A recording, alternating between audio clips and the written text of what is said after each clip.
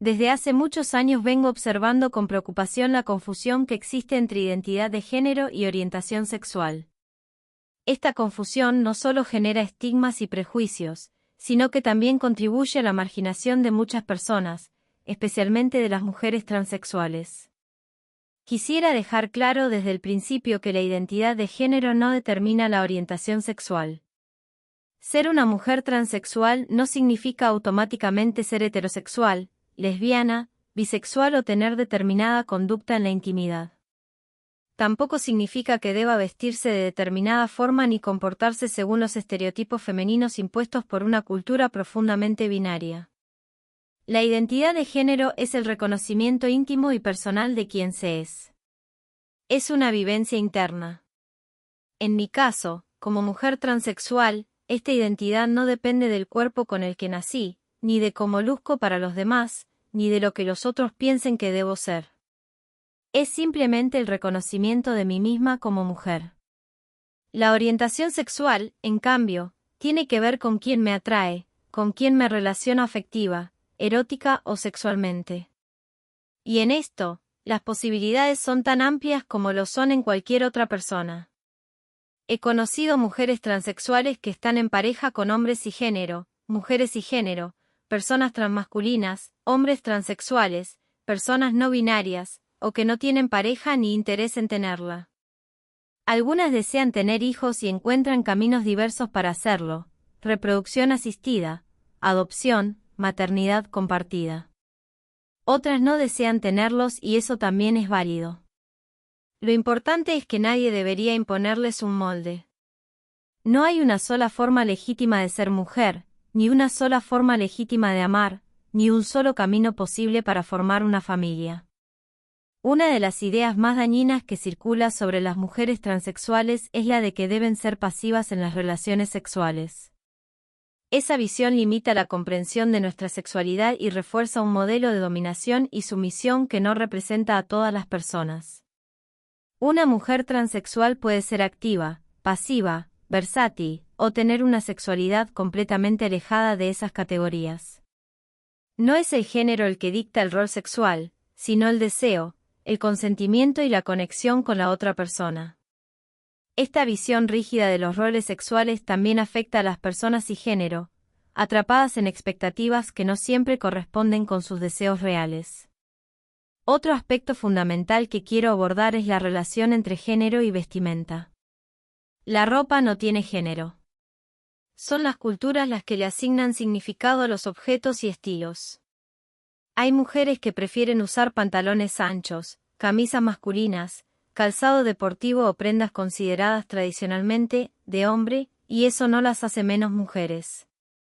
También hay mujeres transexuales que no desean usar vestidos ni maquillaje, y eso no debería poner en duda su identidad. La expresión de género, la forma en que cada persona decide mostrarse al mundo, puede variar enormemente. Reducir la identidad femenina a una estética es una forma más de control social. Salir del binarismo no es fácil.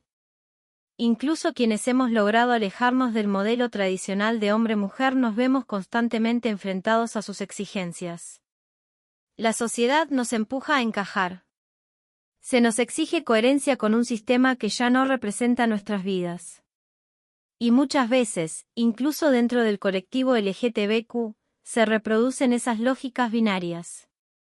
Personas trans y no binarias sufren presiones para parecerse lo más posible a una versión estereotipada del género al que afirman pertenecer, porque se espera que cumplan con esa imagen. Es una lucha constante entre el deseo de ser uno mismo y la presión por no ser cuestionado, agredido o invalidado. A esta situación se suma el rol de ciertas corporaciones que, lejos de ofrecer soluciones desde un enfoque de derechos, utilizan las inseguridades de las personas trans para obtener ganancias. Hay empresas que venden productos para modificar el cuerpo, accesorios, ropa, fármacos o intervenciones quirúrgicas, que se presentan como indispensables para ser realmente hombre o mujer. No critico el acceso a estos productos en sí, ni las decisiones individuales de quienes los usan. Cada quien debe poder hacer lo que quiera con su cuerpo.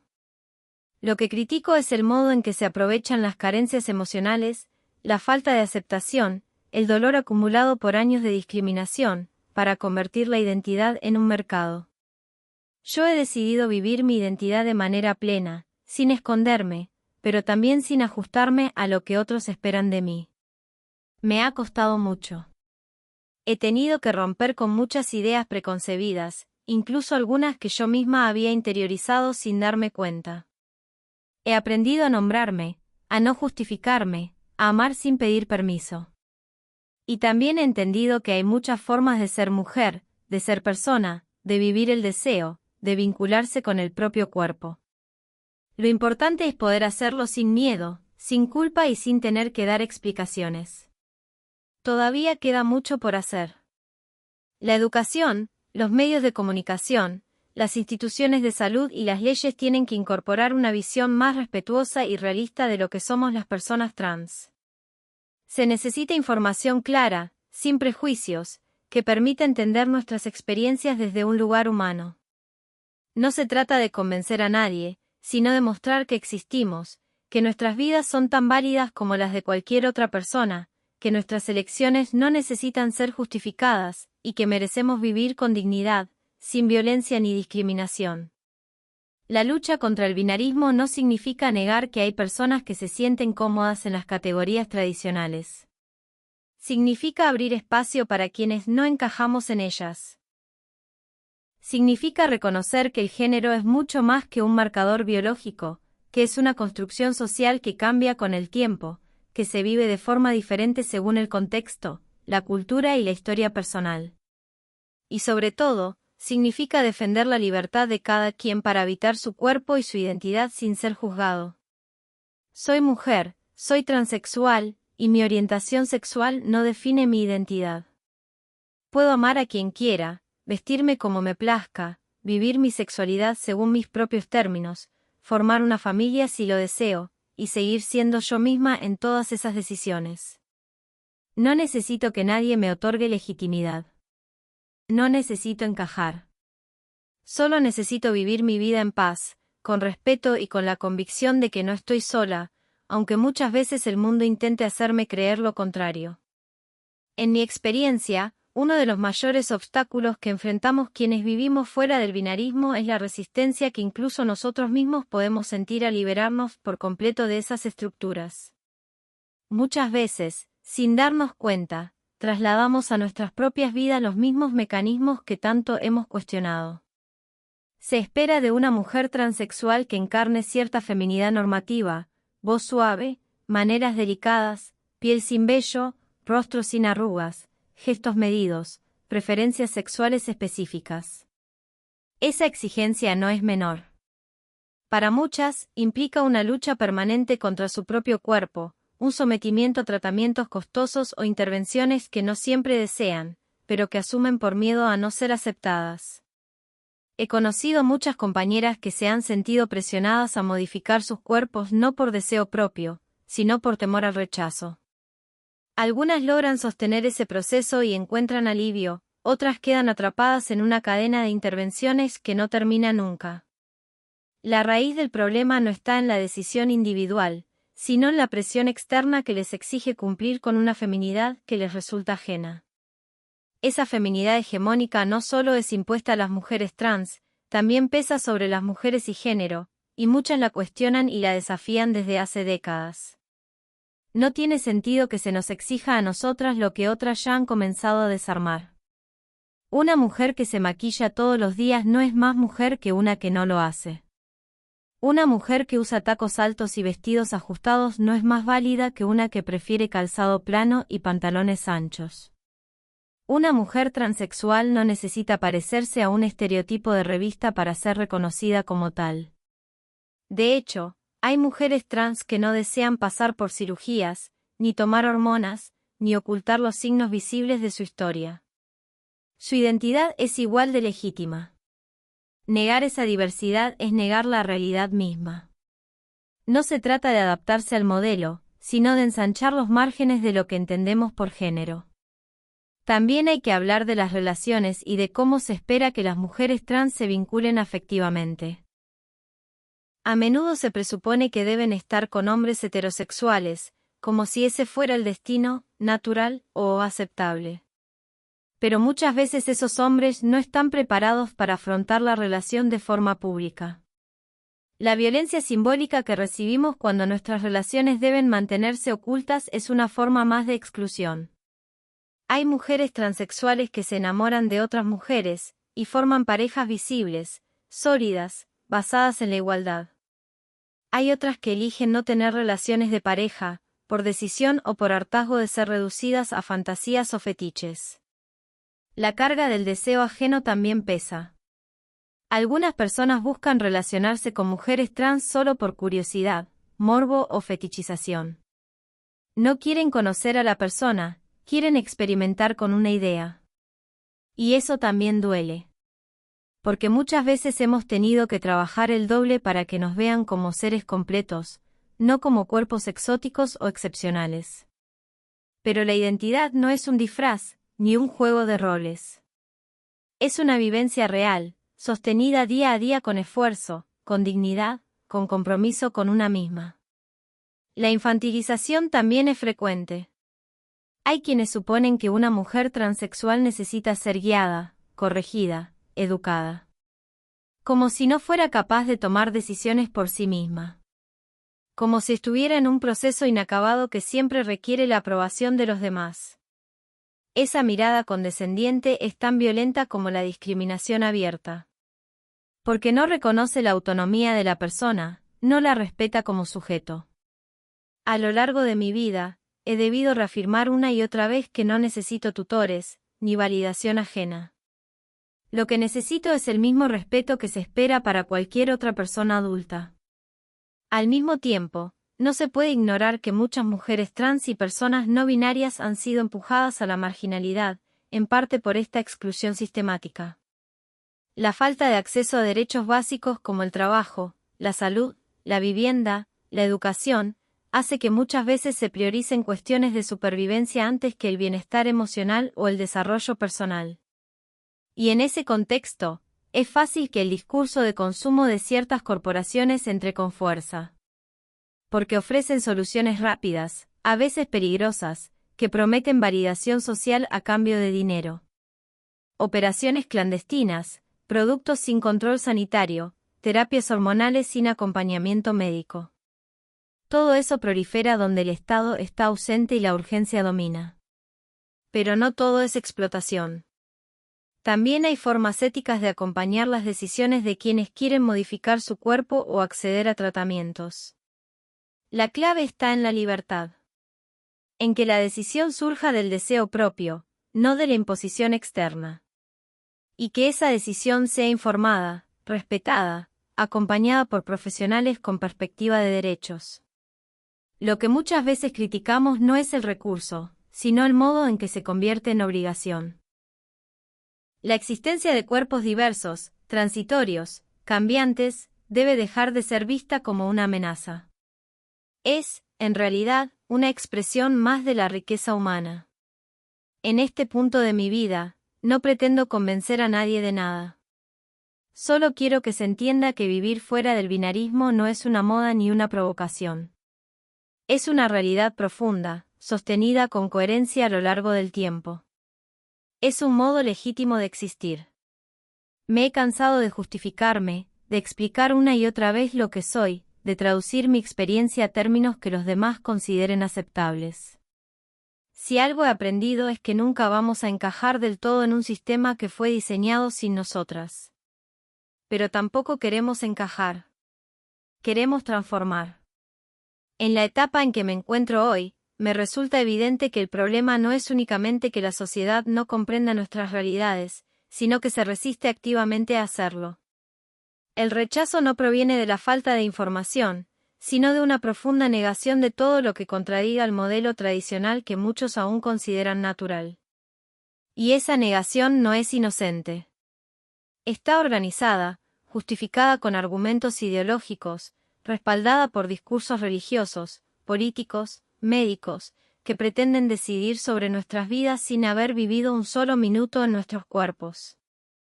Lo más grave es que ese rechazo no se limita al ámbito de lo simbólico o lo discursivo. Tiene consecuencias concretas, jóvenes expulsados de sus casas por no encajar en el género asignado, estudiantes hostigados por su forma de hablar o vestirse, adultos impedidos de trabajar porque su identidad genera incomodidad, personas privadas de atención médica adecuada por prejuicios del personal sanitario. No son casos aislados. Es un sistema de exclusión que opera todos los días, en cada rincón del mundo. A veces con violencia directa, otras veces con silencios, burlas, omisiones. Pero siempre con un costo enorme para quienes lo padecen. Sé que hay quienes piensan que hablar de estos temas es exagerado, que estamos haciendo demasiado ruido por algo que no afecta a tantos. Pero quienes dicen eso lo hacen desde un lugar cómodo, donde su identidad nunca ha sido puesta en duda. No han tenido que dar explicaciones al mostrar un documento, ni justificar su existencia en una entrevista de trabajo, ni responder a preguntas invasivas sobre sus genitales.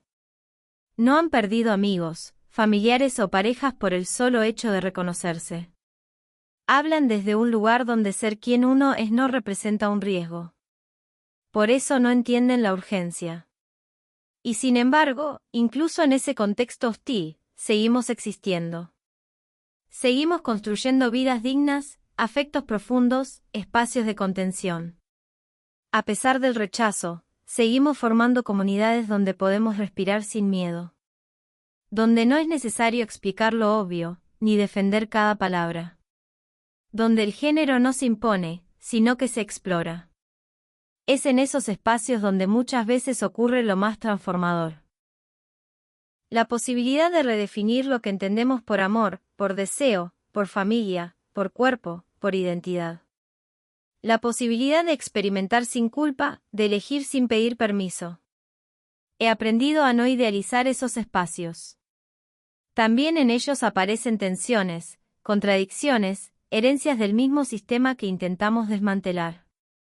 A veces replicamos sin querer las jerarquías que aprendimos. A veces nos cuesta convivir con otras formas de habitar el género. Pero justamente por eso es importante hablar de estas cosas. Nombrarlas. Revisar lo que hacemos. Corregir el rumbo si es necesario. Porque no se trata de escapar del binarismo para encerrarnos en otro molde. Se trata de abrir caminos. De reconocer que ninguna identidad es más válida que otra. Que cada cuerpo tiene derecho a ser vivido con libertad. Cuando hablo de libertad no me refiero a una idea abstracta.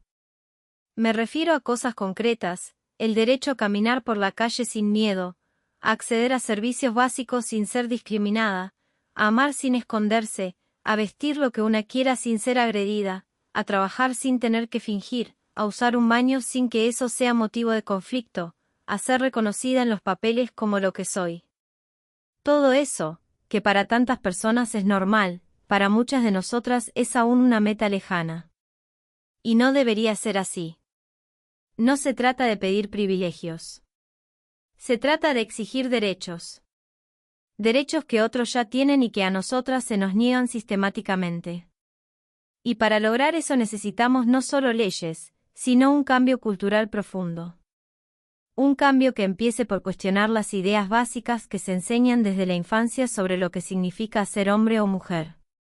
Un cambio que se extienda a los medios, a la educación, a la medicina, a las políticas públicas. Que deje de tratar nuestra existencia como un tema delicado, polémico o secundario. No somos un caso especial. Somos parte de la humanidad.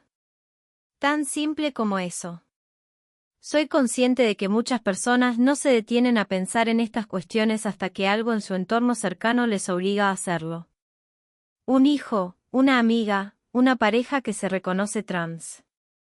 De pronto, la teoría se vuelve concreta. La abstracción se convierte en rostro, en voz, en historia. Y ahí, recién ahí, algunas cosas empiezan a cambiar. A veces con dolor, con conflicto. Pero cambian. Esos procesos también forman parte de nuestra lucha. No buscamos convencer a nadie. Solo pedimos que escuchen. Que se atrevan a mirar más allá del molde. Que entiendan que nuestras vidas no son un error, ni una excepción, ni un capricho. Son una posibilidad más dentro de la inmensa variedad de lo humano. Cuando me preguntan qué es lo que más me ha dolido en este camino, no pienso en los insultos, ni en las burlas, ni siquiera en la violencia. Lo que más duele es la indiferencia. Ese gesto frío de quien escucha lo que una es y actúa como si no importara. Esa falta de empatía, ese silencio que convierte nuestras vidas en algo prescindible. Por eso decidí hablar. Porque el silencio también es una forma de violencia. Y porque no quiero que otras personas tengan que vivir lo mismo. Quiero que las generaciones que vienen puedan reconocerse sin miedo. Que no tengan que pedir perdón por ser quienes son. Que puedan crecer sabiendo que hay otros caminos posibles. Estoy convencida de que la transformación real no vendrá solo desde el activismo, ni desde las leyes, ni desde las instituciones. Vendrá desde las historias personales. Desde la posibilidad de contar lo que nos pasa sin ser interrumpidas. Desde la valentía de quienes se atreven a mirar su propio prejuicio de frente. Desde la decisión de quienes eligen acompañar aunque no comprendan todo. Desde el amor en su forma más simple y más profunda, el que acepta sin condiciones. Este texto no es una guía, ni una teoría, ni una denuncia. Es mi voz. Es el intento de poner en palabras una experiencia que no siempre encuentra espacio para ser contada. Es el deseo de que, al leerlo, alguien comprenda que hay otras formas de vivir. Que el género no nos encierra, que la orientación sexual no nos define por completo, que el cuerpo no es una condena. Que somos muchas. Que no estamos solas. Y que vamos a seguir hablando hasta que nos escuchen.